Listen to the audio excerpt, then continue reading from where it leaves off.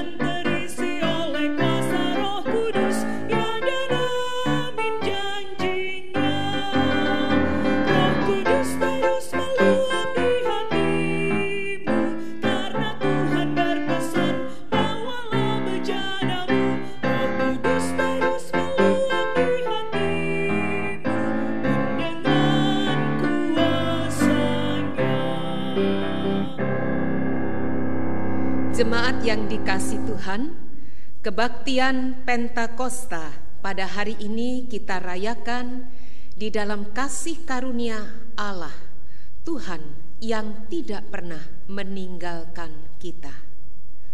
Kasih karunia Tuhan Yesus di dalam persekutuan dengan Roh Kudus menyertai saudara sekalian.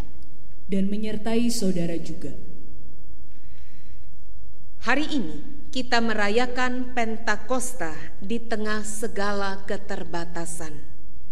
Namun pada saat yang sama, kita diyakinkan bahwa Allah Roh Kudus sedang bekerja di dalam hidup kita dengan tanpa batas.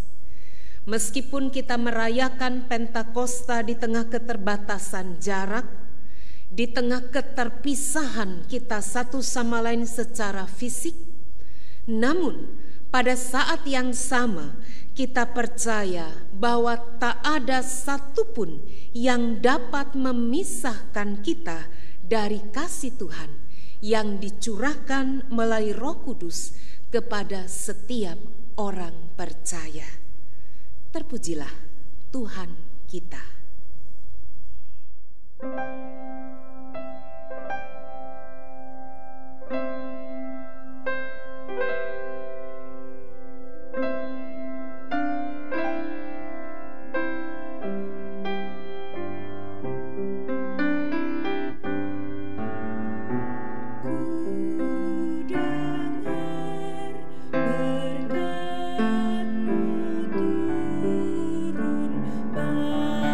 Bagai hujan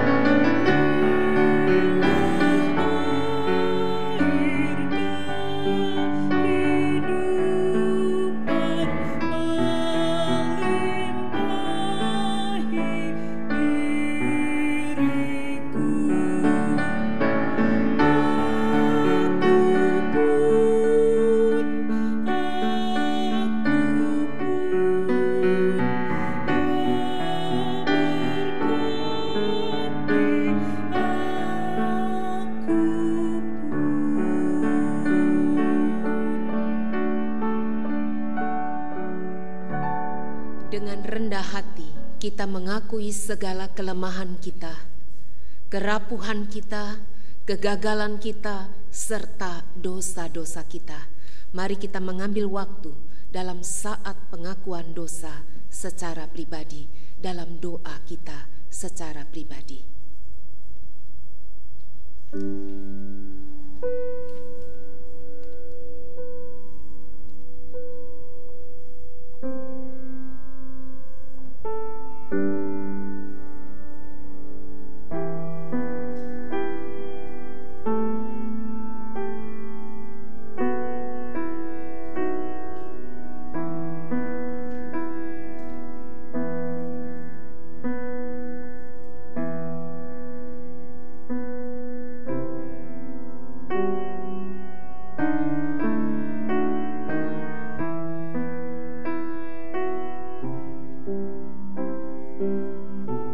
Tuhan,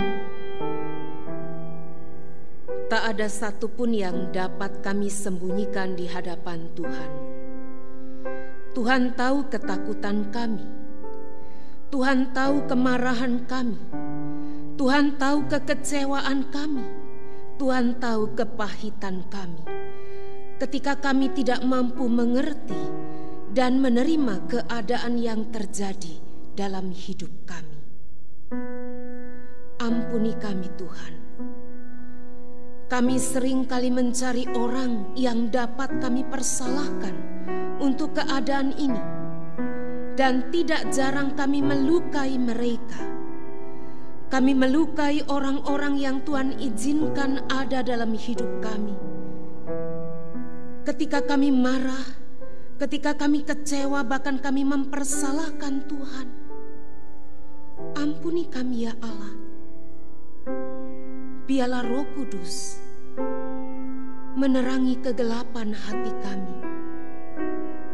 Kami mengaku Tuhan, betapa kami lemah, betapa kami rapuh, betapa kami hancur, kecuali Engkau yang memegang kami.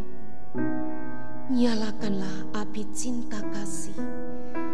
Biarlah terang itu mengusir setiap kegelapan di hidup kami, kegelapan di hati kami, mengusir segalanya, dan biarlah hanya ada cinta Tuhan, karena Roh Kudus hadir. Kami mohon di dalam rahmat-Mu.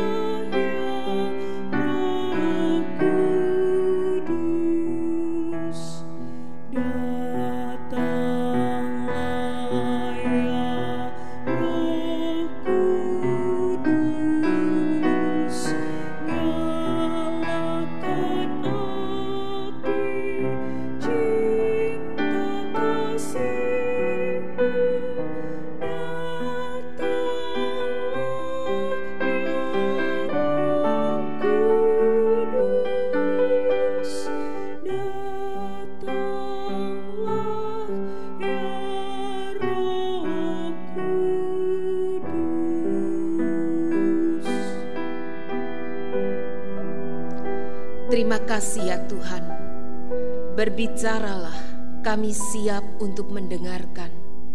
Bimbinglah kami di dalam Roh Kudus Tuhan, agar kami mampu mengerti kehendak Tuhan, agar kami mampu melihat betapa Tuhan mencintai kami, betapa hidup kami berharga di mata Tuhan.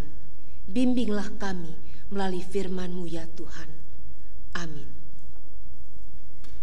Jemaat yang dikasih Tuhan, inilah Injil Tuhan Yesus Kristus menurut Yohanes pasal 7 ayat 37 hingga ayat 39. Marilah kita membaca bersama. Injil Tuhan Yesus Kristus menurut Yohanes pasal 7 ayat 37 hingga ayat 39. Demikian. Dan pada hari terakhir, yaitu pada puncak perayaan itu, Yesus berdiri dan berseru, "Barang siapa haus, baiklah ia datang kepadaku dan minum. Barang siapa percaya kepadaku seperti yang dikatakan oleh kitab suci, dari dalam hatinya akan mengalir aliran-aliran air hidup." Yang dimaksudkannya ialah roh yang akan diterima oleh mereka yang percaya kepadanya, sebab roh itu belum datang karena Yesus belum dimuliakan. Demikianlah Injil Tuhan Yesus Kristus. Berbahagialah setiap orang yang mendengarkan firman Allah, yang memeliharanya dengan setia, dan yang melakukannya dalam kehidupan. Haleluya.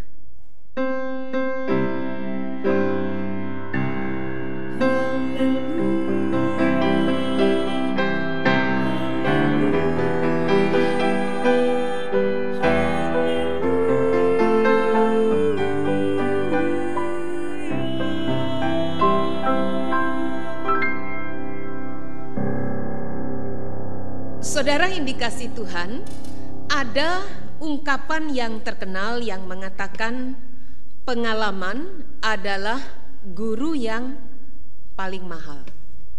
Tapi sekaligus pengalaman adalah guru yang baik, atau pengalaman adalah guru yang sangat berharga. Apakah Anda sependapat? Pengalaman adalah guru yang sangat baik buat kita. Melalui pengalaman kita bisa belajar banyak hal. Kita melewati masa panjang di dalam segala keterbatasan kita selama pandemi COVID-19 ini. Ada banyak mimpi-mimpi kita yang harus kita tunda, bahkan mungkin batal. Ada banyak harapan kita yang entah apakah bisa kita capai, kita menjadi ragu. Bahkan kita kehilangan satu demi satu yang kita miliki di rumah kita. Mungkin Anda harus melepas tabungan Anda, barang-barang berharga. Saudara, pengalaman ini tidak kita suka. Bahkan banyak pemimpin di negeri kita, bahkan dunia mengatakan bahwa COVID-19 ini tak pernah kita alami sebelumnya. Memang betul. Pengalaman ini tak pernah kita duga, tak pernah kita siapkan, tak pernah terjadi di masa lalu. Dan ini pengalaman berharga. Namun, dengan pengalaman ini, apakah kita bisa belajar menjadi lebih baik? Itu yang lebih penting. Betapa menyedihkan jika kita sudah kehilangan banyak mimpi kita, banyak rencana kita, banyak harapan kita, lalu kita tidak belajar apa-apa. Ingat, pengalaman adalah guru yang baik, guru yang berharga buat kita. Betapa menyedihkan jika semua yang kita alami yang sudah begitu menyedihkan, yang kita tidak suka, tak suka, dan kita tidak mau pilih ini, kalau hidup bisa diulang, pasti kita tidak mau berada dalam situasi ini. Serba terbatas, tapi toh ini adalah guru buat kita. Apakah kita menjadi lebih baik? Itu pertanyaannya. Seperti sebuah sekolah mestinya akan membuat kita menjadi lebih baik, lebih bijak, lebih pintar. Saudara, adakah ini, pengalaman ini telah mengajarkan kita menghargai kehidupan kita jauh lebih baik? Menghargai apa yang selama ini luput dari perhatian kita, padahal dia nyata. Mungkin suara anak-anak kita selama ini bising kita dengar, tapi kita bisa alihkan perhatian kita dengan pekerjaan. Bahkan kita tidak mendengar suara mereka karena ada banyak visi, banyak pencapaian target yang kita mau. Dan sekarang kita harus mendengar suara mereka, para orang tua. Mungkin kita orang dewasa, kita masih punya orang tua, bersyukur. Saya tidak mempunyai ayah ketika saya usia 18 tahun. Dan saya kehilangan ibu saya di usia 21 tahun. Saudara, jika Anda hari ini seusia dengan saya masih punya orang tua, dengarkan suara orang tuamu. Pegang tangannya. Tangan itu mungkin sudah keriput, tapi tangan itu yang menenangkan engkau pada saat engkau menangis di tengah kegelapan, bukan? Tangan itu membuatmu tentram ketika engkau tidak tahu apa yang harus kau lakukan. Tangan itu sudah keriput. Pegang. Tatap mata itu.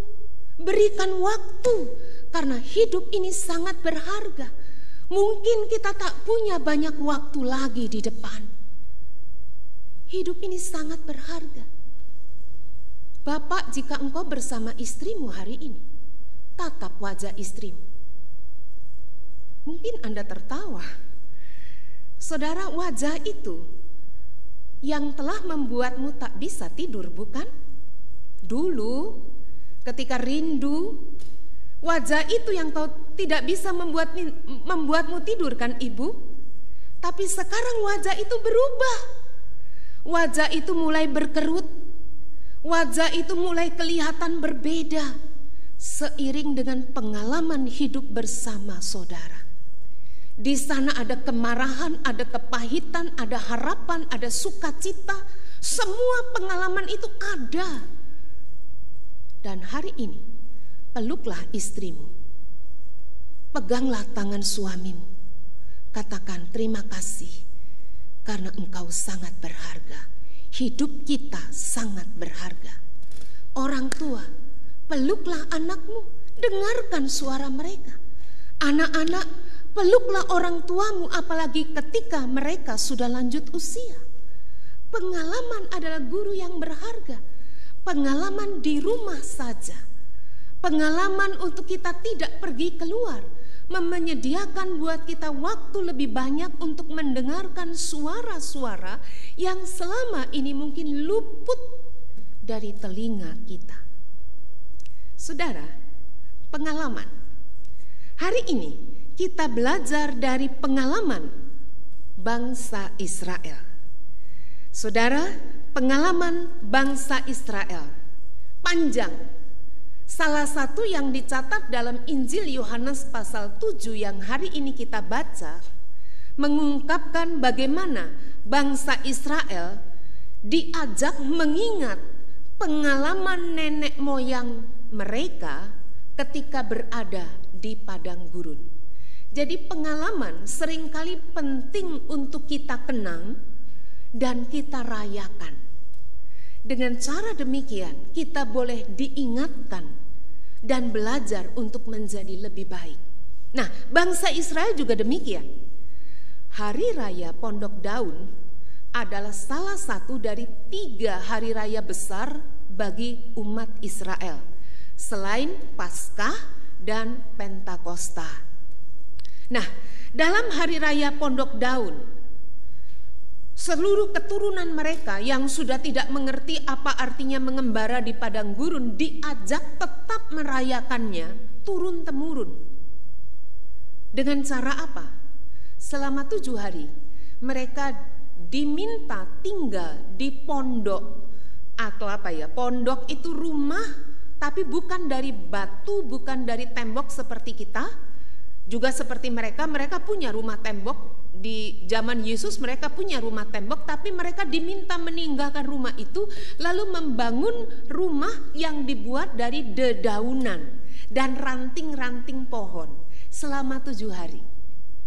Maksudnya tinggal di pondok daun itu selama 7 hari. Dan itu perayaan sekaligus perayaan pesta panen. Ungkapan syukur karena Tuhan yang memberikan panen, sekaligus mengenang pengalaman nenek moyang mereka selama pengembaraan di padang gurun tidak bisa tinggal di rumah. Barulah mereka bisa tinggal menetap ketika sudah masuk ke tanah terjanji Di situ mereka bercocok tanam, mereka merayakan panen pertamanya dengan pondok daun. Jadi pondok daun adalah ungkapan syukur.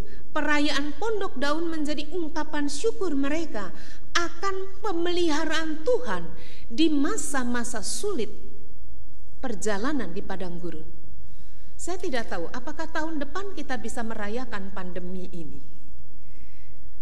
Mungkin kita tidak merayakan, tapi kita bisa mengingat dengan baik. Apa arti kasih Tuhan buat kita? Nah, bangsa Israel kembali kepada bangsa Israel. Mereka merayakan itu setiap tahun dalam kalender orang Yahudi.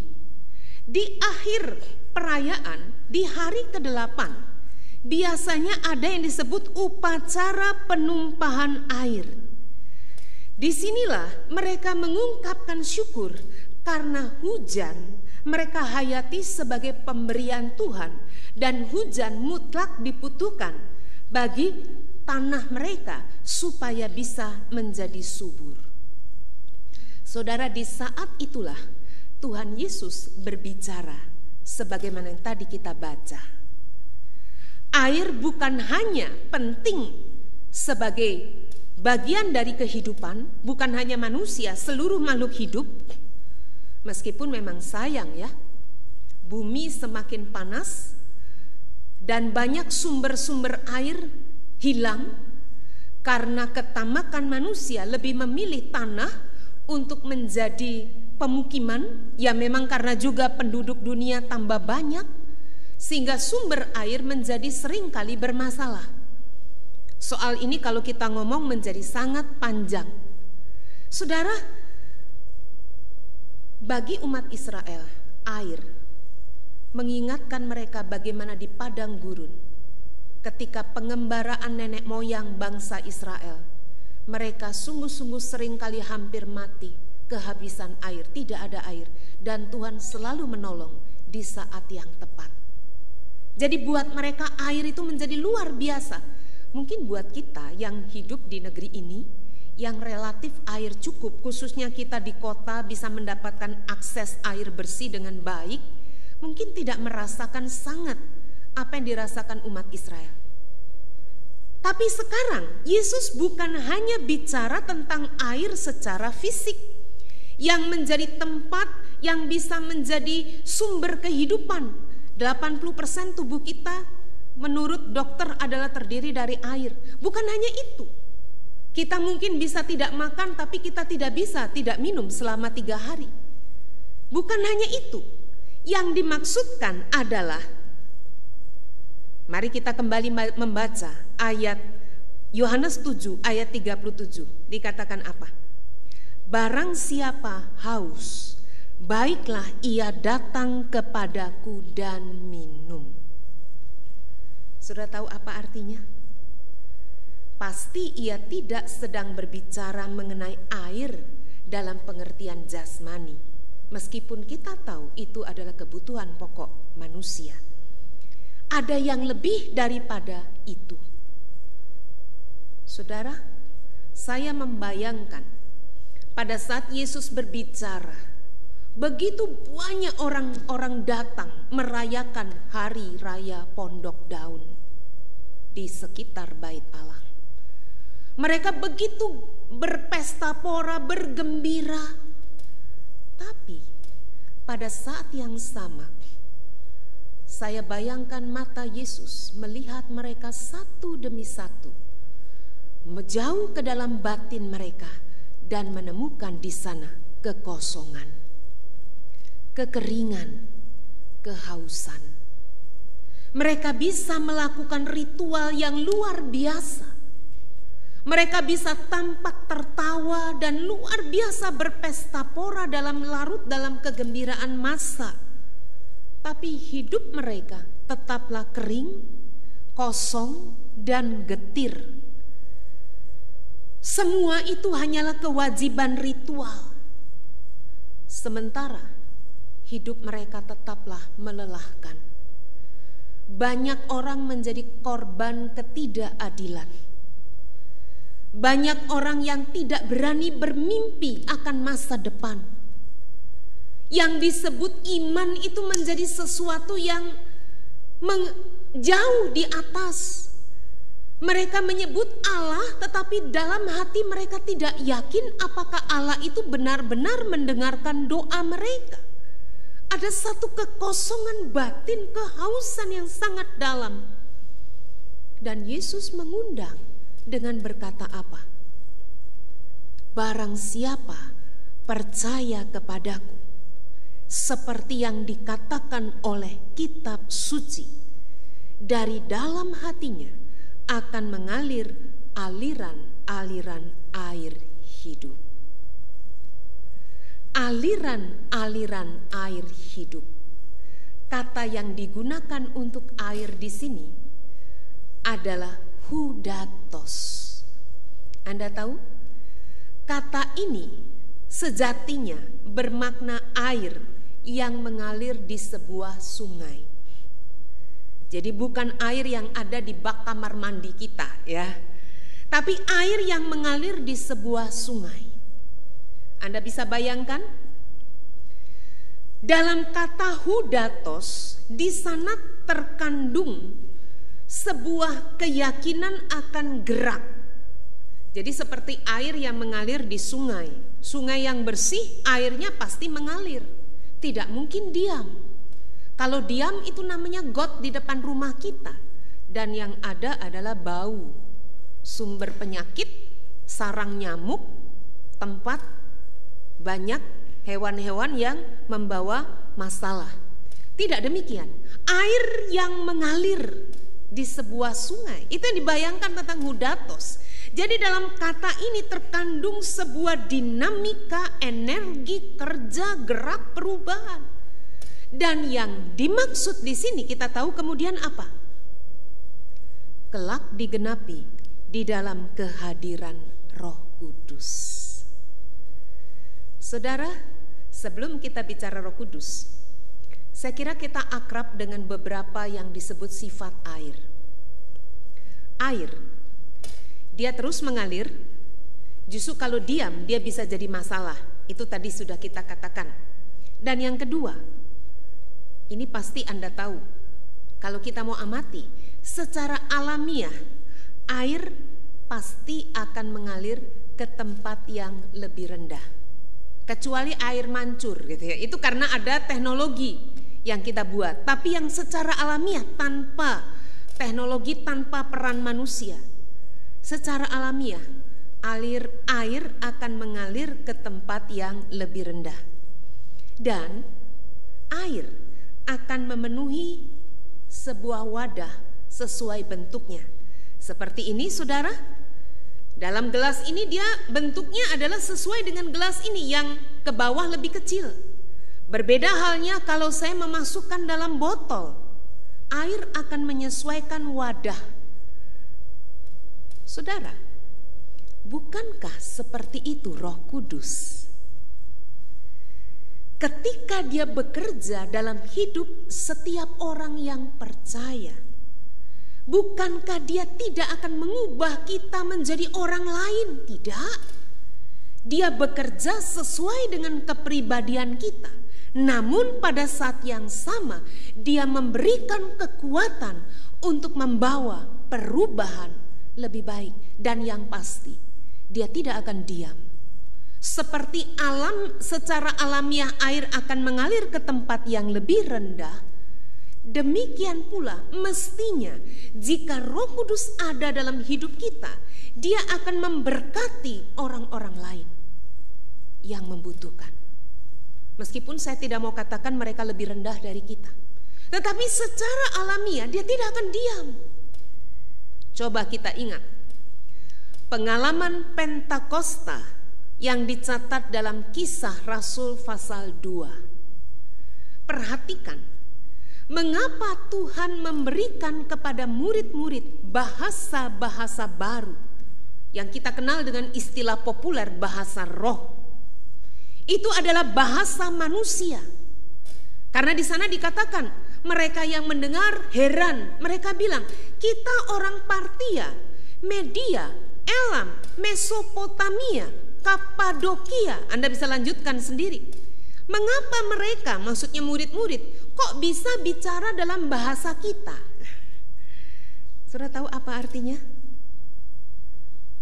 Saudara, Anda ingat pengalaman Menara Babel dalam Kejadian, ketika manusia pada saat itu membangun menara dan ingin mengatakan diri mereka hebat, dan saat itu Tuhan cerai-beraikan mereka dalam bahasa yang baru, sehingga mereka tidak lagi bisa berkomunikasi satu sama lain yang berbeda bahasa. Di sini seperti dibalik, meskipun mereka berbeda bahasa, tapi pada saat yang sama Tuhan mau mengatakan apa?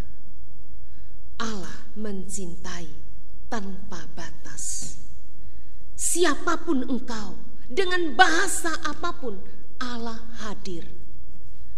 Tanpa batas, siapapun engkau, siapapun. Dan kita tahu seperti apa orang Yahudi, khususnya juga murid-murid Yesus, sebagian besar masih berpikir bahwa mereka adalah bangsa pilihan dan yang orang lain KW2, istilahnya kalau orang dagang itu ya, istilah reject, barang yang ya kalau laku syukurlah, kalau enggak ya memang sudah sepatutnya. Jadi mereka memandang rendah bangsa lain, bahkan mereka tidak akan bergaul datang ke rumah orang lain. Bangsa bukan pilihan itu yang mereka pahami. Tapi saudara tahu, Tuhan mau mengatakan melalui pengalaman peristiwa Roh Kudus dicurahkan, yang namanya air itu tak akan pernah memilih kemana dia akan mengalir. Dia pasti akan mengalir ke tempat yang lebih rendah. Dia pasti akan terus mengalir dan mengalir. Dan murid-murid belajar dari pengalaman bahwa Allah tak dapat dibatasi. Amin, saudara. Saudara, pandemi ini akan berakhir. Kita percaya. Secepat apa? Tergantung kedisiplinan kita. Tapi meskipun pandemi ini akan berakhir dan pasti berakhir, kita percaya. Masalahnya adalah residu. Seperti kalau kita minum kopi, kopinya kita minum, tapi masih ada ampas. Residunya itu yang masih akan ditinggalkan, mungkin masih akan berkelanjutan.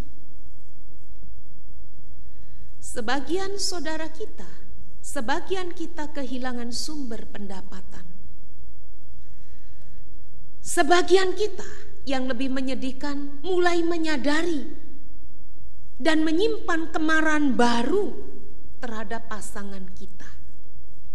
Selama ini mungkin kesibukan pekerjaan membuat kita sedikit teralih atau banyak teralih, tapi sekarang hampir 24 jam Anda mendengarkan istri Anda mendengarkan dan melihat suami Anda, belum lagi anak-anak. Sementara hari ini atau nanti Anda mungkin tak mudah mengeluarkan uang seperti sebelumnya. Anda harus mempertimbangkan setiap pengeluaran dengan ketat. Anda merasa tidak berdaya, Anda merasa tidak berharga, Anda merasa celotehan istri menjadi sangat mengganggu, merendahkan harga dirimu. Sebaliknya ibu, Anda mungkin merasa suamimu begitu menyebalkan, dan kemarahan itu timbul. Residu itu harus dibereskan. Dan Anda percaya Tuhan tanpa batas, Allah tanpa batas, Roh Kudus, izinkan Ia membersihkan residu itu. Izinkan Dia membersihkan kemarahan, kepahitan, kekecewaan kita, bahkan kepada siapa kita nggak tahu. Kita mau marah pada pemerintah juga nggak benar. Kita mau marah pada tetangga, apalagi mau marah pada istri, kita juga bingung. Istri juga menderita. Mau marah pada anak, kita mikir anak nggak ngerti apa-apa. Kita marah pada Tuhan. Baik, saudara, izinkan Roh Kudus membersihkan itu. Kemarahan, kekecewaan, kesedihan, kehancuran, luka-luka kita. dan biarkan kasih Tuhan membaharui kita. Saudara percaya, kasih itu akan terus mengalir sebagaimana aliran air hidup. Tidak akan pernah berhenti. Kemarin saya menerima satu kiriman kisah nyata. Saya pernah baca kisah ini, tapi menjadi berkesan ketika saya baca dalam waktu-waktu ini. Saya bacakan buat Anda. Pada suatu hari seorang pria melihat seorang wanita lanjut usia sedang berdiri kebingungan di pinggir jalan. Hari sudah gelap, dan pria itu dapat melihat bahwa sang nyonya, ibu itu, sedang membutuhkan pertolongan. Maka pria itu menghentikan mobilnya di depan mobil mewah, tertulis Benz ya, mobil mewah dari ibu itu, wanita itu. Lalu dengan segera ia menghampiri. Mobilnya masih menyala. Mobilnya mobil tua. Disebut merek tapi saya nggak sebut deh di sini ya. Saya juga tidak tahu karena jarang di Indonesia saya melihat mobil ini. Sang pria mendekati sang nyonya, sang ibu. Meskipun pria itu tersenyum, tapi wanita itu masih ketakutan. Tak seorang pun berhenti menolongnya selama beberapa jam ini. Ia berpikir, ada apa laki-laki ini mendekatiku? Kelihatannya dia bukan orang baik. Kelihatannya dia miskin dan kelaparan. Mulai curiga. Sang pria dapat melihat wanita itu ketakutan. Sementara ia berdiri di sana kedinginan. Ia tahu perasaan wanita itu. Karena itu dia berkata, "Maaf, Nyonya, saya di sini untuk menolong Anda. Silakan Anda masuk saja ke mobil karena di dalam jauh lebih hangat daripada di luar kedinginan.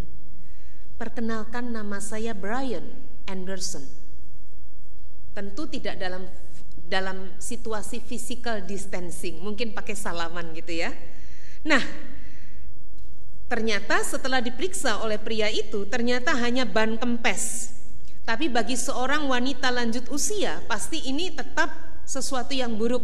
Saya pernah mengalami, saudara. Untung tidak di malam gelap, tapi di jalan ramai di siang hari. Dan tetap buruk, keadaan itu tidak menyaman. Saudara, Brian, pria itu mengangkat dan mencoba menolong menggunakan dongkrak. Dan selama ia mendongkrak, beberapa kali jarinya membentur tanah. Dan ia menolong dengan meskipun mukanya jadi kotor, tangannya terluka. Dan setelah pekerjaan itu hampir selesai, wanita itu semakin yakin, semakin tenang.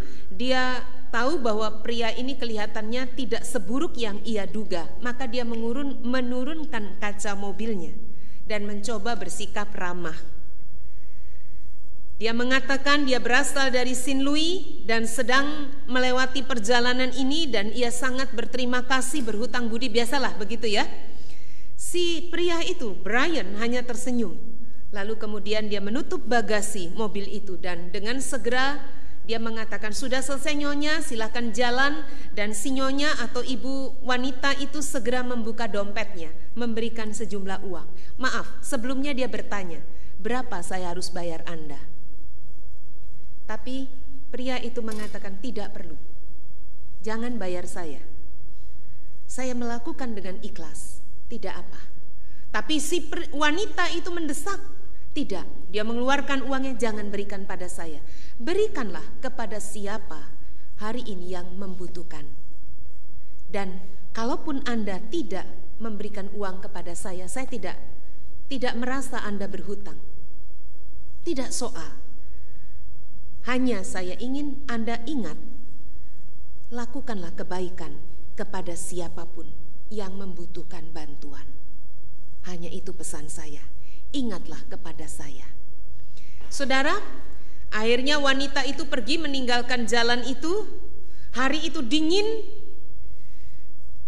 keadaan sama sekali tidak bersahabat, cuaca sama sekali tidak bersahabat, tapi pria itu merasa hatinya hangat. Karena dia sudah melakukan kebaikan bagi seorang wanita tua yang bisa saja dirampok, dibunuh oleh orang-orang yang bermaksud buruk. Saudara, Wanita itu membawa kendaraannya, setir sendiri, dan sampai di sebuah tempat. Dia belum pernah ke tempat itu, sebuah kafe kecil. Dia karena lapar bermaksud mencari sekedar makanan kecil dan minum minuman hangat di tempat itu. Kafe itu tampak sangat sederhana dan dia melihat seorang pelayan. Dan dia melihat pelayan itu memang masih muda, tetapi perutnya besar. Kelihatannya dia hamil, diperkirakan 8 bulan.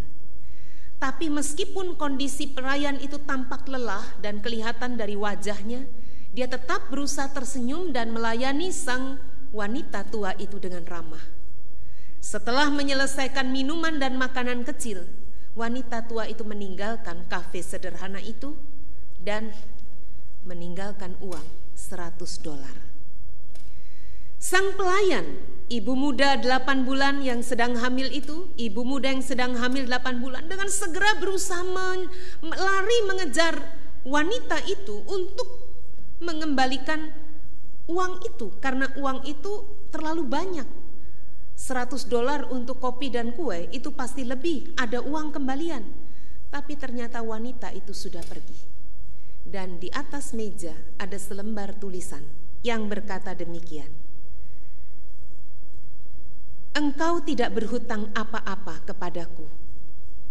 Dituliskan demikian: "Saya pernah ditolong oleh orang. Seseorang yang telah menolong saya hanya berpesan, berbuatlah kebaikan seperti yang saya telah terima dari dia. Jadi tak usah merasa berhutang kepada saya." Dan di bawah kertas itu masih ada uang $100 lagi. Saudara, $200 buat wanita tua itu mungkin bukanlah uang yang sangat besar. Tapi $200 buat pelayan wanita yang sedang hamil 8 bulan itu sangatlah besar. Dia pulang dengan meneteskan air mata, karena dia tahu suaminya sedang mencari pekerjaan dan sangat sulit. Di masa resesi ekonomi dia sangat sulit mendapatkan pekerjaan. Maka dia tetap bertahan dengan pekerjaannya sebagai pelayan restoran meskipun dengan gaji kecil. Karena hanya itulah yang membuat mereka bisa bertahan hidup. Meskipun dia merasakan lelah, dia meneteskan air mata pulang membawa uang itu. Dia menemukan suaminya kelihatan sangat lelah, tertidur di sofa. Dia kecup kening suaminya dan berkata, "Brian, terima kasih kepada Tuhan." Saudara tahu siapa suaminya? Brian Anderson. Si Brian yang sama yang tadi menolong wanita tua itu di pinggir jalan. Saudara, kabarnya ini kisah nyata. Meskipun kita tidak berharap bahwa kalau saya menolong orang nanti istri saya ditolong begitu ya, bukan begitu. Tapi pesan dari kisah ini apa? Bagaimana seorang Brian yang sebenarnya juga sangat sederhana, pria sederhana, bisa menularkan kebaikan bagaikan air yang mengalir pada seorang wanita tua yang selama ini mungkin hidupnya selalu berkecukupan sehingga biasa memandang orang juga dengan curiga atau negatif. Saudara, izinkan Roh Kudus untuk masuk dalam hidup kita. Anda mau? Biarkan ia mengalir. Bukan hanya menolong kita melewati jalan di depan dalam hidup kita, tapi sementara itu kita boleh menjadi aliran-aliran air kehidupan bagi banyak orang di sekitar kita. Jangan takut, kita tidak akan pernah kehabisan air itu, karena sumbernya tak akan pernah habis, yaitu Allah tanpa batas. Cintanya tak akan pernah habis. Berapapun Anda berikan cinta itu, dia tidak akan pernah habis, karena sumber cinta kita adalah Tuhan. Allah adalah kasih dan dia tak pernah terbatas. Dia tanpa batas akan bekerja dalam hidup kita. Maukah Anda menjadi aliran air hidup bagi banyak orang? Selamat Pentakosta. izinkan Roh Kudus bekerja dalam hidup saudara. Amin.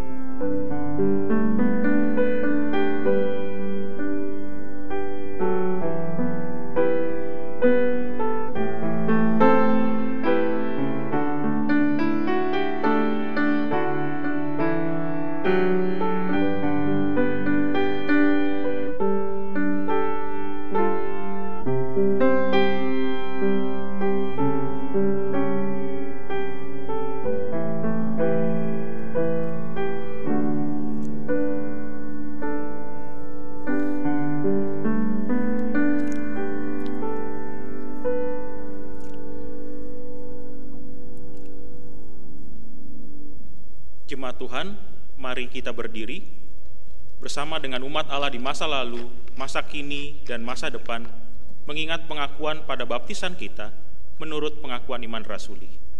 Aku percaya kepada Allah, Bapa yang Maha Kuasa, Khalik langit dan bumi, dan kepada Yesus Kristus, anaknya yang tunggal Tuhan kita, yang dikandung dari Roh Kudus, lahir dari anak darah Maria, yang menderita sengsara di bawah pemerintahan Pontius Pilatus, disalibkan, mati dan dikuburkan, turun dalam kerajaan maut. Pada hari yang ketiga, bangkit pula dari antara orang mati, naik ke surga, duduk di sebelah kanan Allah, Bapa yang Maha Kuasa. Dan dari sana ia akan datang untuk menghakimi orang yang hidup dan yang mati. Aku percaya kepada Roh Kudus, gereja yang kudus dan am, persekutuan orang kudus, kebangkitan orang mati, dan hidup yang kekal. Amin. Marilah kita bersama menaikkan doa syafaat kita. Tuhan Allah kami percaya Tuhan senantiasa mendengarkan setiap orang yang berseru kepadamu dengan hati yang tulus. Betapapun kami sadar seringkali kami berdoa, mungkin tak selaras dengan kehendak-Mu. Karena itu Tuhan, ampuni kami. Saat ini izinkan kami memohon, kiranya Tuhan terus memulihkan negeri kami. Ada banyak saudara kami yang harus mengalami duka cita oleh karena kehilangan orang-orang yang mereka cintai. Bahkan mereka tidak mampu, tidak dapat menghantar jenazah orang yang mereka kasihi. Karena pandemi ini begitu mengejutkan kami. Tapi pada saat yang sama, kami percaya selalu ada harapan yang baru bagi setiap orang yang berduka. Bagi saudara-saudara kami yang juga masih harus dirawat, kami berdoa ya Bapa, pulihkanlah mereka. Bagi tenaga medis yang melayani, yang membantu, karuniakan berkat Tuhan atas mereka. Kekuatan, kesehatan, Tuhan melihat cinta mereka, juga cinta orang-orang yang merelakan mereka dapat berjuang di garda depan.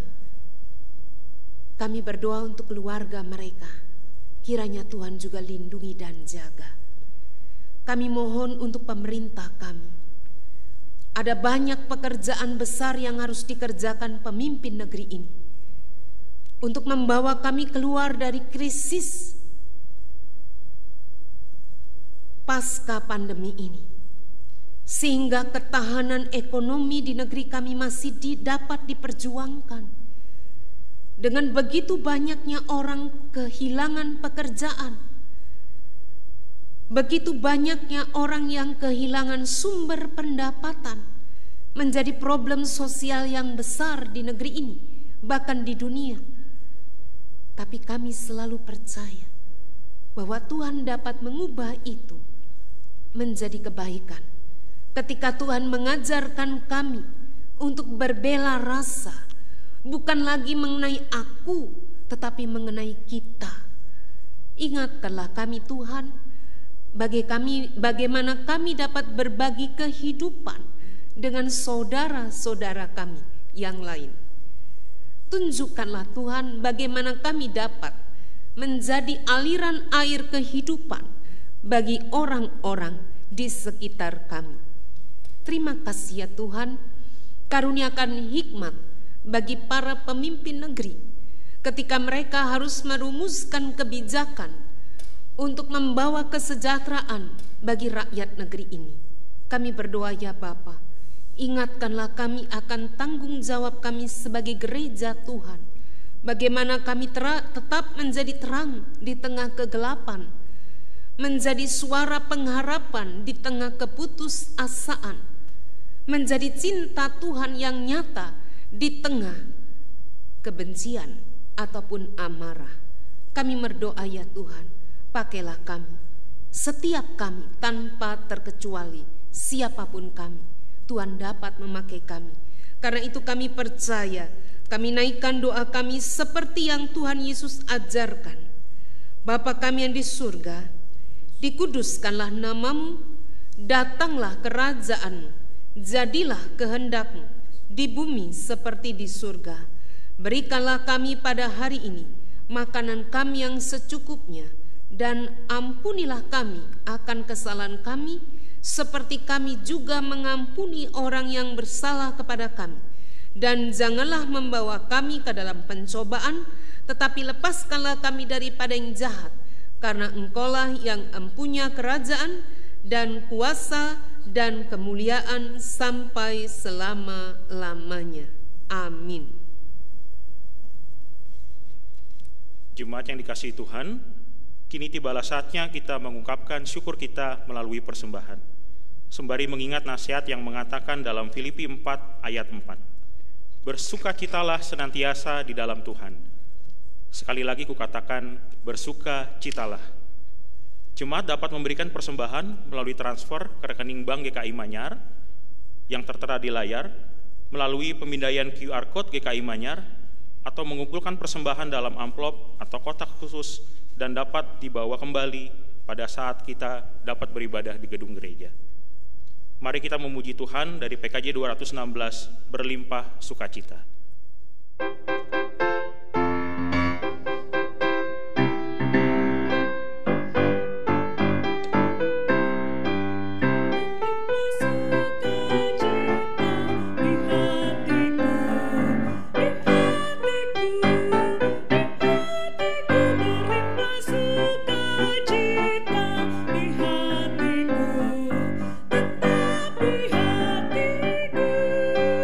Aku bersyukur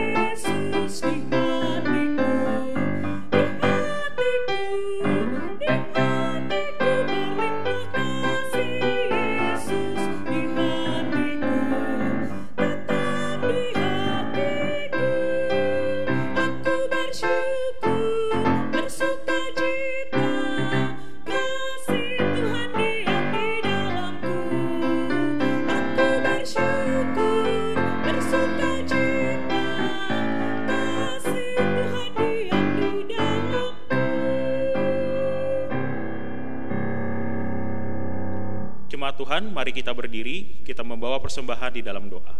Mari kita berdoa. Ya Tuhan Allah Bapa kami yang bertahta dalam kerajaan surga, kami mengucap syukur kepadamu Tuhan untuk kehidupan yang Tuhan anugerahkan untuk kami. Kami mengucap syukur kepada Tuhan di hari Pentakosta ini kami datang kepadamu dengan keyakinan bahwa Allah Roh Kudus terus bekerja dalam hidup kami. Seperti aliran air hidup yang terus mengalir dalam diri kami, memberikan kesegaran untuk jiwa kami, dan mengajarkan kami untuk menjadi aliran-aliran air kehidupan untuk banyak orang. Kami mengucap syukur kepada Tuhan dengan keterbatasan kami membawa persembahan ini. Kiranya Tuhan menguduskannya, agar persembahan ini selalu nyata di dalam kehidupan jemaat dan orang-orang yang membutuhkannya.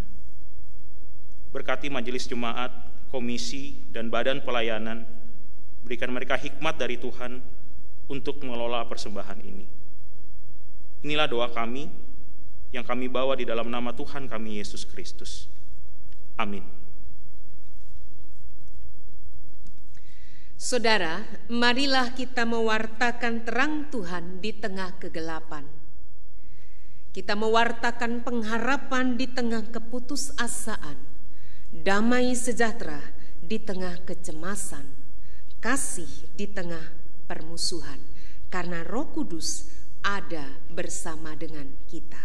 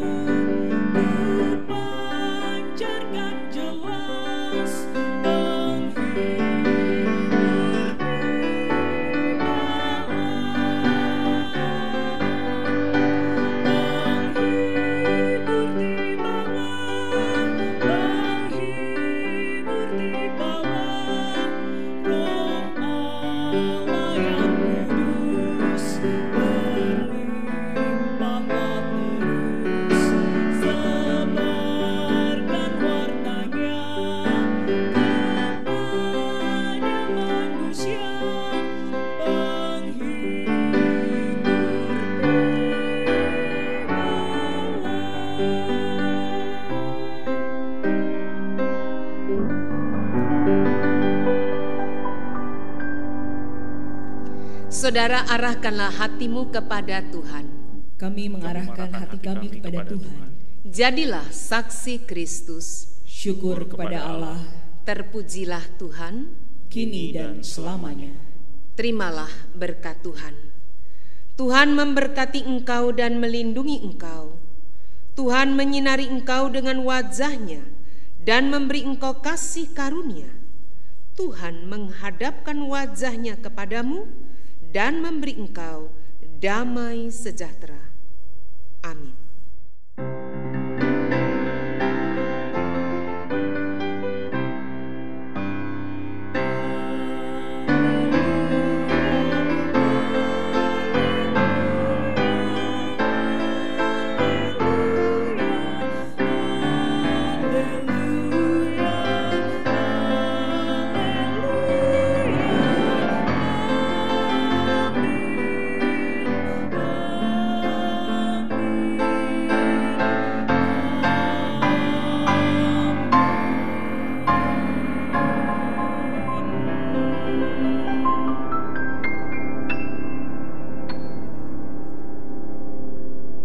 ibadah Pentakosta telah selesai.